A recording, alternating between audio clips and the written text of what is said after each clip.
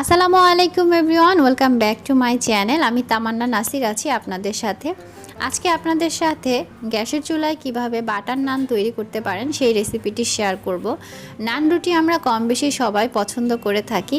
এটা ভিডিও শুরুর আগে একটা ছোট্ট রিকোয়েস্ট থাকবে, যারা এখনও আমার চ্যানেলটি সাবস্ক্রাইব করেননি, যদি আমার ভিডিও ভালো লাগে তাহলে অবশ্যই সাবস্ক্রাইব করে পাশে থাকা বেল আইকনটি বাজিয়ে দিবেন।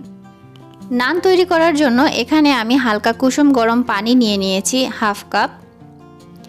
পানিটা এমন গরম হতে হবে যাতে আপনি এটার মধ্যে আঙুল চুবাতে পারেন, তবে বেশিক্ষণ চুবিয়ে রাখতে পারবেন না, এরকম গরম পানি নিতে হবে। তারপরে এখানে আমি দিয়ে দিচ্ছি 2 টেবিল চামচ পরিমাণ চিনি। এবার আমি হালকা গরম পানির মধ্যে 1 টেবিল চামচ ইস্ট নিয়ে নিব। আর আমি ইস্টের ব্র্যান্ডটা একটু দেখিয়ে দিচ্ছি, অনেকেই জানতে চান, তো সেই আপুদের জন্য দেখিয়ে দিলাম। আর অবশ্যই একটু ভালো মানের ইস্ট ব্যবহার করার চেষ্টা করবেন, কারণ অনেক সময় কিন্তু ইস্ট ভালো না হলে রুটি ফোলে না।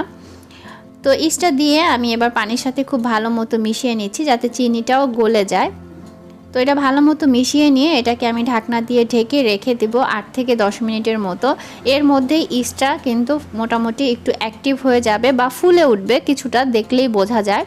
যদি দেখেন যে সেরকম ফুলে না ওঠে তাহলে কিন্তু আপনারা 15 মিনিটের মতো রাখতে পারেন।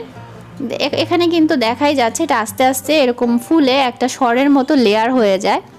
তো এবার আমি এখানে ময়দা দিয়ে দিব। আপনারা চাইলে আটা দিয়েও তৈরি করতে পারেন, তবে ময়দা দিয়ে তৈরি করলেই খেতে বেশি ভালো লাগে। তো এখানে আমি ময়দা নিয়ে নিচ্ছি। মেজারিং কাপ দিয়ে আমি এখানে 3 কাপ ময়দা নিয়ে নিলাম। এখন আমি 2 টেবিল চামচ পরিমাণ গুঁড়া দুধ দিয়ে দিচ্ছি। আপনারা চাইলে গুঁড়া দুধের পরিবর্তে লিকুইড দুধও দিতে পারেন, সেই ক্ষেত্রে পানির বদলে আপনারা গরম দুধের মধ্যে কিন্তু গুলিয়ে নিতে পারেন। এবার আমি স্বাদ মতো লবণ দিয়ে দিচ্ছি। এবার আমি উপকরণগুলো ভালো মতো চেলে নিচ্ছি। তারপরে আমি হাতের সাহায্যে একটা ডো তৈরি করে নিব। সাধারণত আমরা রুটির খামি যেভাবে তৈরি করি সেভাবেই তৈরি করে নিব। তো যদি দেখেন আপনাদের হালকা পানি লাগবে, এখানে একটু শক্ত হয়েছে, সেই ক্ষেত্রে আপনারা হালকা কুসুম গরম পানি এখানে অ্যাড করতে পারেন বা কুসুম গরম দুধও কিন্তু এখানে অ্যাড করতে পারেন। তবে ঠান্ডা কিছু দেওয়ার ট্রাই করবেন না, সেক্ষেত্রে ইস্টটা কিন্তু ডিঅ্যাক্টিভ হয়ে যেতে পারে, মানে ফুলবে না আর কি। তো আমি এটাকে একটু সফট করে ডোটা করে নিচ্ছি, কারণ এতে করে নানটা অনেক সময় পর্যন্ত সফট থাকবে। তো আমি এরকম রাউন্ড একটা শেপ দিয়ে নিচ্ছি। এবার আমি এটার উপরে একটু সয়াবিন তেল দিয়ে নিচ্ছি যাতে উপরের অংশটা ড্রাই না হয়ে যায়। তো সয়াবিন তেলটা আমি খুব ভালো মতো এবার মাখিয়ে নিচ্ছি। মাখিয়ে নেওয়া হয়ে গেলে এবার ঢাকনা দিয়ে ঢেকে এটাকে আমি চুলার পাশে, মানে যেখানে একটু হালকা গরম ওয়েদার থাকবে সেরকম একটা জায়গায় 40 মিনিটের মতো রেখে দিব। তো আপনাদের ইস্ট যদি অ্যাক্টিভ হতে একটু সময় নেয়, সেই ক্ষেত্রে ঘন্টাখানেকের মতো সময় লাগতে পারে।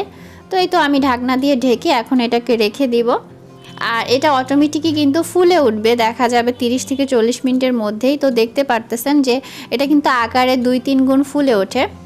তো এবার আমি হাতের সাহায্যে চাপ দিয়ে বাতাসটা বের করে দিচ্ছি, তবে খুব প্রেসার দিয়ে চাপ দিবেন না, আলতো হাতেই কাজটা করে নেবেন। এবার আমি কাউন্টার টপের উপর হালকা ময়দা ছিটিয়ে নিলাম এবং এখানে আমি খামিটাকে একটু ভালো করে মথে নিব। তবে এই ক্ষেত্রেও আলতো হাতে করবেন, বেশি প্রেসার দিবেন না, তাহলে যে বাতাসটা ভিতরে ক্রিয়েট হয়েছে সেগুলো সবটাই বের হয়ে আসবে এবং এটা চুপসে যাবে। তো নরম হাতেই এটাকে একটু ভালো মতো মাখিয়ে নিব। তারপরে যেই মাপের আপনারা নান রুটি তৈরি করবেন সেই মাপের ছোট ছোট করে লেচি কেটে নেবেন। আর লেচিগুলো এভাবে হাতের সাহায্যে ঘুরিয়ে অসমান অংশটা সব একটা জায়গায় নিয়ে আসবেন, এতে করে যখন রুটিটা বেলবেন রুটিটা সুন্দর রাউন্ড শেপের হবে। তো এভাবে আমি লেচিগুলো কেটে নিচ্ছি।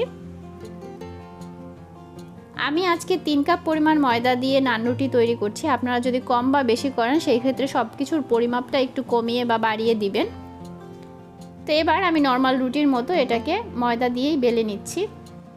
তো আপনারা আপনাদের পছন্দ মতো পাতলা বা মোটা করে বেলে নিতে পারেন, তবে নান রুটি সাধারণত একটু মোটা থাকে, তাই আমি একটু মোটা করে এটাকে বেলে নিলাম। এবার আমি চুলায় একটা ফ্রাই প্যান বসিয়ে দিয়েছি। আর একটু মোটা বা ভারী কোনো পাত্রেই এটা ভাজার চেষ্টা করবেন। তো ফ্রাই প্যানটা হালকা গরম যখন হয়ে এসেছে তখন আমি নানটা দিয়ে দিলাম। আর চুলার আঁচটা এই অবস্থায় মিডিয়াম থাকবে, হাই আঁচে ভাজবেন না, সেই ক্ষেত্রে নানটা ভিতর থেকে ভালো মতো কিন্তু হবে না। তো একটা পাশ মোটামুটি ভালোভাবে হয়ে আসলে যখন এরকম ফোটা ফোটা উঠবে উপর দিকে তখন এটাকে উল্টে দিবেন। তো তো প্রথম রুটিটা সাধারণত খুব বেশি ফুলবে না, যখন মানে আরেকটা বা দুইটা রুটি ভাজবেন তখন দেখবেন অটোমেটিক সবগুলো রুটি খুব সুন্দর নর্মাল রুটির মতো ফুলে উঠবে।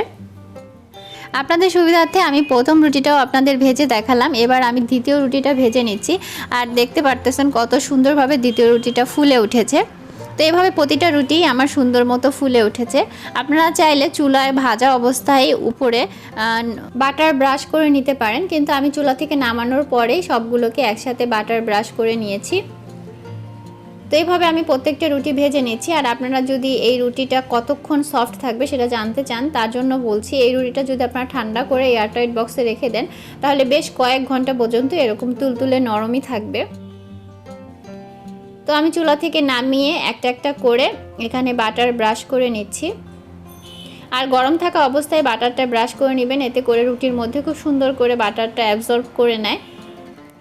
তো আমি সহজভাবে আপনাদের সাথে বাটার নানের রেসিপিটি শেয়ার করার চেষ্টা করেছি। ভিডিও কেমন লেগেছে অবশ্যই কমেন্ট করে জানাবেন। ভালো লাগলে লাইক, কমেন্ট এবং শেয়ার করতে ভুলবেন না।